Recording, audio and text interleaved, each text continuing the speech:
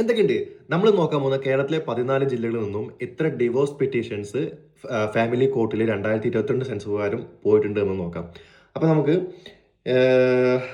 കുറഞ്ഞ ജില്ലയിൽ നിന്ന് നമുക്ക് തുടങ്ങാം. ഫസ്റ്റ് ജില്ല ഏതായിരിക്കും? വയനാട് ജില്ല. വെറും 538 പെറ്റീഷൻസ് മാത്രമേ പോയിട്ടുള്ളൂ. Very good. അടുത്തത് 13ാമത്തെ പത്തനംതിട്ടയാണ്, 12 കാസർഗോഡാണ്, 11 ഇടുക്കിയാണ്, 10 ആലപ്പുഴയാണ്, 9 കോട്ടയം, 8 മലപ്പുറം, 7 തൃശ്ശൂർ, 6 പാലക്കാട്, 5 കണ്ണൂർ, വേറെ ഏതായിരിക്കും? കോഴിക്കോട്, 3 കൊല്ലം, 2 തിരുവനന്തപുരമാണ്. അപ്പോൾ 1ാം സ്ഥാനം നിങ്ങൾക്കറിയാം എറണാകുളമാണ്.